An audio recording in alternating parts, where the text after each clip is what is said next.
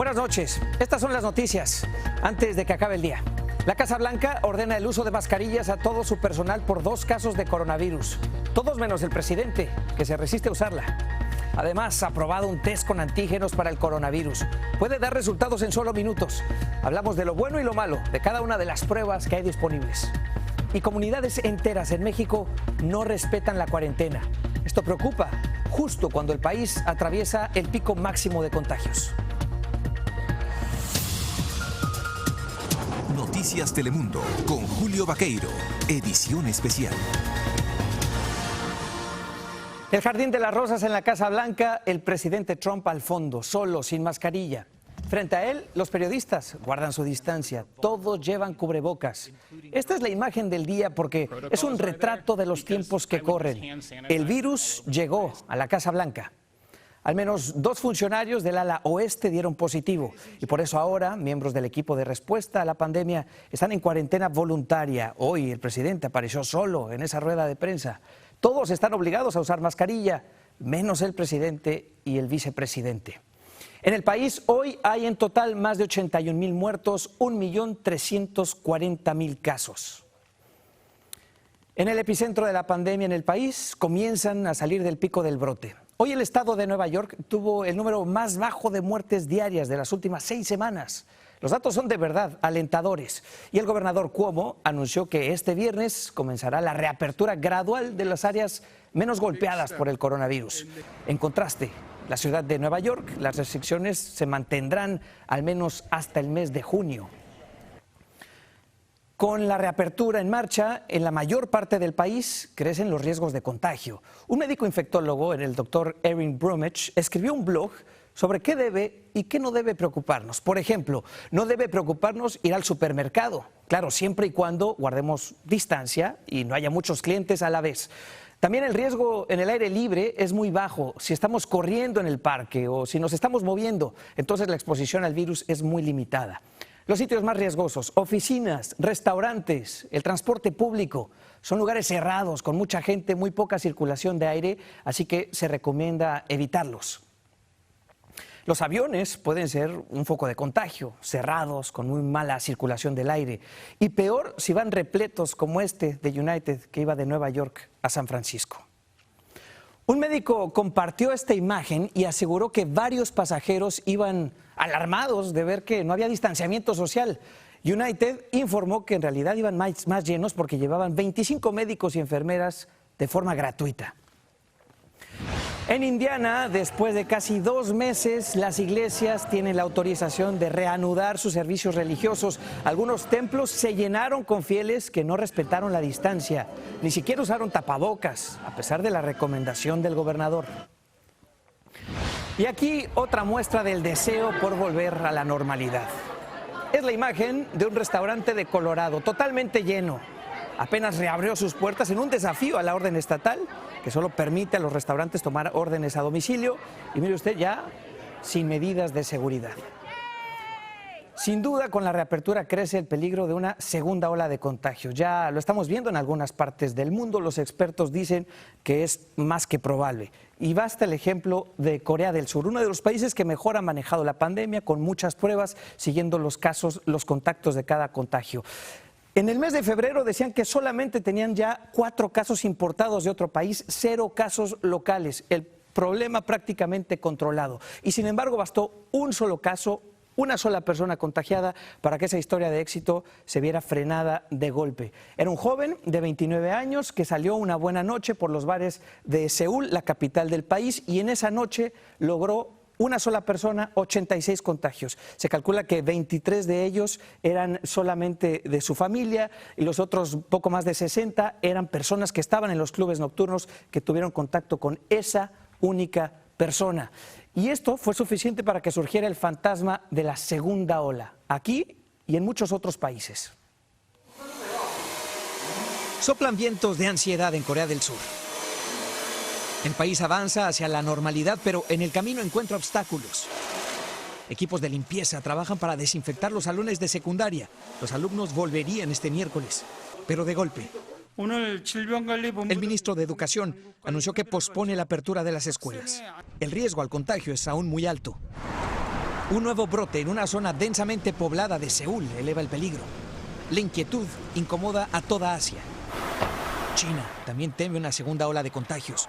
Wuhan, la ciudad en la que todo comenzó y que ya había levantado la cuarentena, detectó ahora un nuevo foco de infección. Y aunque Europa regresa lentamente a la vida en la calle, recomiendan cautela. En Alemania, después de días de levantar el confinamiento, el índice de infección aumentó. Igual que las tensiones, con protestas y choques con la policía. También en Australia, la tensión en la calle frente a la pandemia. Bueno, aquí en Estados Unidos la ansiedad también se siente. La rueda de prensa en la Casa Blanca esta tarde es solamente un ejemplo. Ya casi al final aquello estalló. Todo comenzó con una pregunta de una periodista de la cadena CBS. Presidente, ¿por qué le parece que la respuesta a la pandemia es una competencia entre países? Hay personas que están muriendo. El presidente responde, mueren en todas partes del mundo. Pregúntele a China, le dice.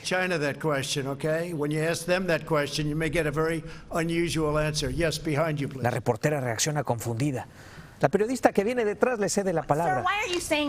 ¿Por qué me dice eso específicamente a mí, presidente?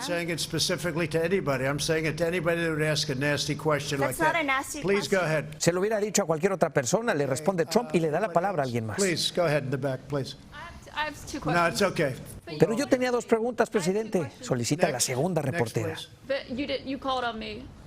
El presidente ya no quiere darle la palabra. La reportera insiste. Trump, de golpe, entonces, da por terminada la conferencia. Y así abruptamente terminó esta conferencia de prensa. La presión sobre la Casa Blanca crece, sobre todo con los casos del virus dentro del ala oeste. Está Carla Mesola con nosotros para hablar de esto. Carla, muy buenas noches. ¿Cuál es el impacto entonces del coronavirus dentro de la Casa Blanca? ¿Qué tal, Julio? Muy buenas noches. Pues son dos personas muy cercanas al presidente y al vicepresidente las que resultaron positivas al COVID-19. Ellos se habrían realizado la prueba y salió negativa, pero al día siguiente se las volvieron a hacer y fue positiva. Ante esto, el doctor Anthony Fauci y otros expertos de salud de la Casa Blanca han tomado medidas preventivas. Por ejemplo, ellos probablemente van a estar trabajando desde sus casas y se han puesto en una cuarentena y es por eso que no se les vio durante la conferencia el día de hoy, Julio. Bueno, Carla, uno de los temas importantes fueron las pruebas, ¿cierto?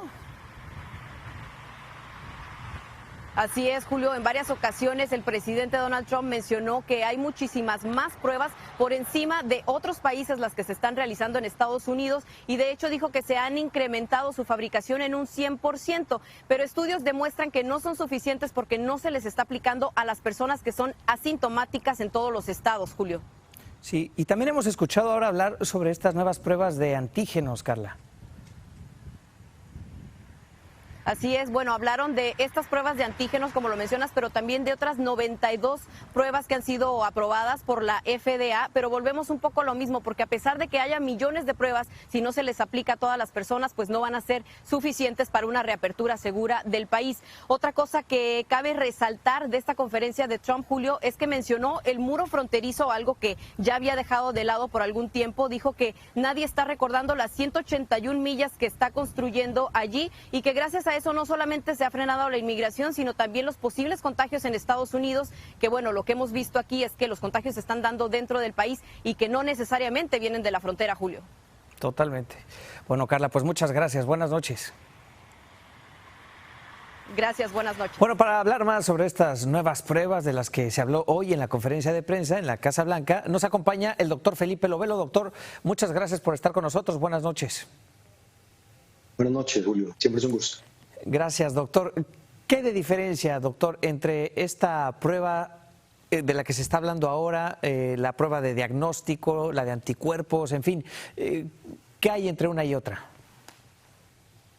Claro, todas son muy importantes. La prueba diagnóstica por excelencia ha sido la PCR, que identifica el material genético del virus. Esa es la prueba diagnóstica que utilizamos en los hospitales, principalmente en las oficinas de los médicos.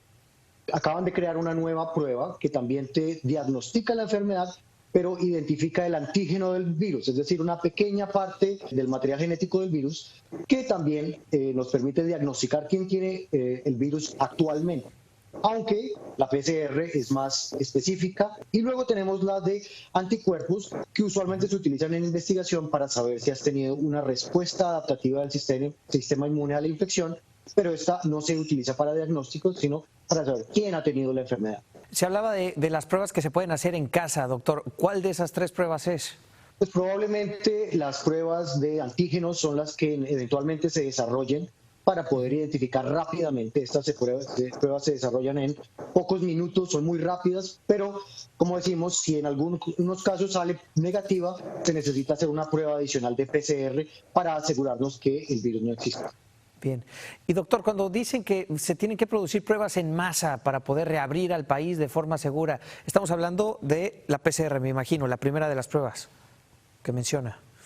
Todas realmente, porque necesitamos las pruebas diagnósticas rápidas en sitios en donde se pueda rápidamente identificar quién tiene el virus, en los hospitales, en las escuelas, pero también vamos a necesitar las pruebas de anticuerpos para saber qué porcentaje de la población ha tenido el virus. Yo le agradezco mucho el tiempo, gracias por estar con nosotros. Siempre es un gusto, que tengan buena noche.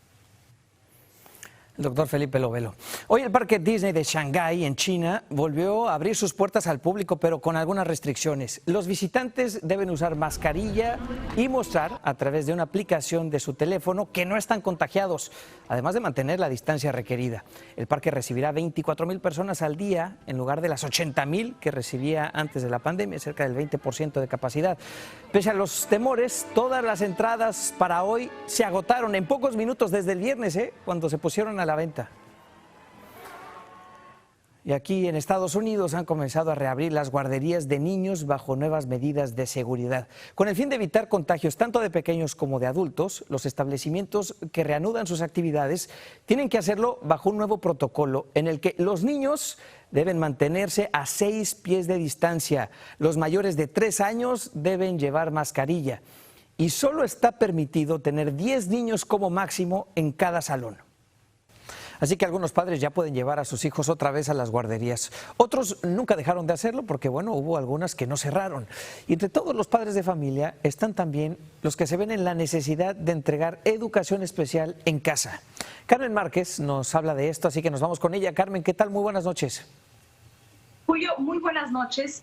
Platiqué con Vela Families, que ellos proveen a los padres de menores con capacidades diferentes, tutorías, ya sea por Zoom, Skype, hasta por Instagram, y también llamadas telefónicas, ya que comprenden la gran necesidad por la que están pasando los padres al quedarse a cargo de los menores que solían tener los profesionales expertos en esto, ¿no? Que eran los maestros de educación especial. Platiqué con María Hernández, que es la fundadora de este programa de Vela Families, y le pregunté sobre las preocupaciones que tienen los padres con hijos con discapacidades durante este periodo. Esto fue lo que dijo.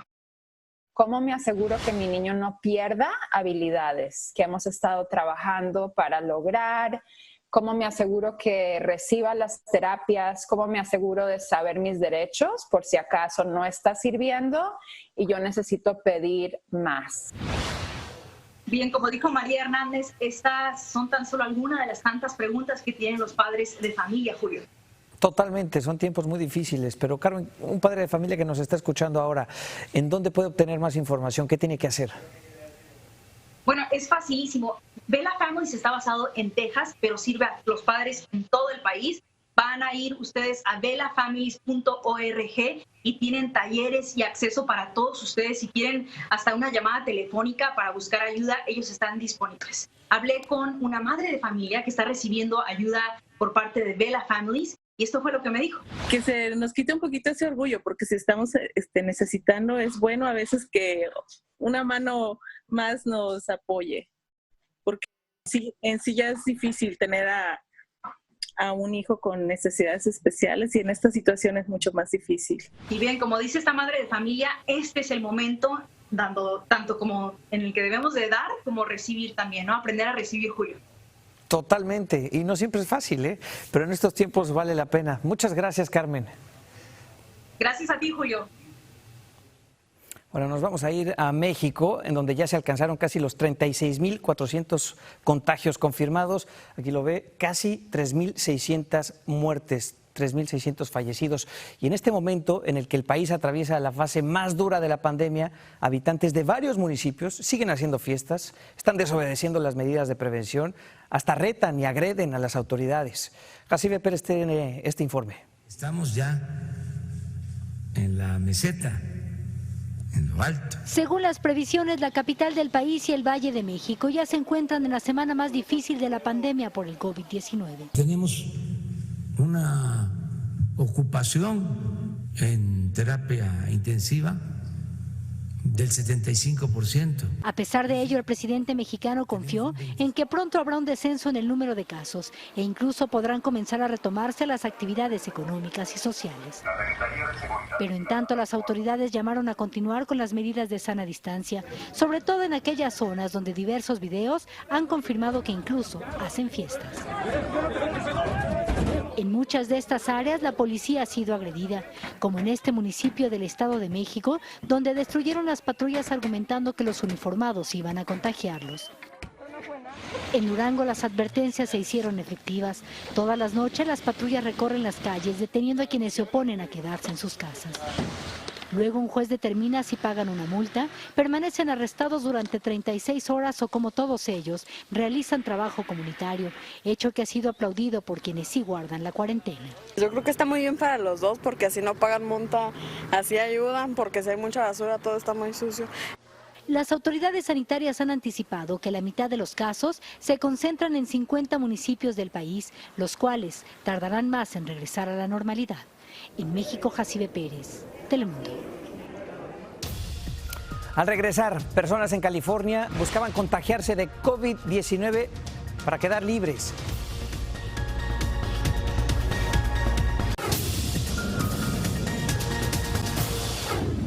En California, un grupo de reclusos intentó enfermarse de COVID-19. Los presos en una cárcel al norte de Los Ángeles pensaban que si se contagiaban podrían dejarlos en libertad, así que usaban el mismo cubrebocas, compartían vaso, no mantenían distancia social. Estas imágenes los dejaron en evidencia. Y mire, los narcotraficantes encontraron otra utilidad para los productos de higiene que tanto se están usando en esta pandemia. Oficiales en Cincinnati confiscaron un envío procedente de Canadá con destino a Barbados y ahí colocaron 4 libras de marihuana dentro de botes de toallas desinfectantes y otros productos de limpieza. ¿Qué tal? Bueno, al regresar, el béisbol de las Grandes Ligas podría comenzar en julio, con reglas especiales, eso sí. Ya venimos.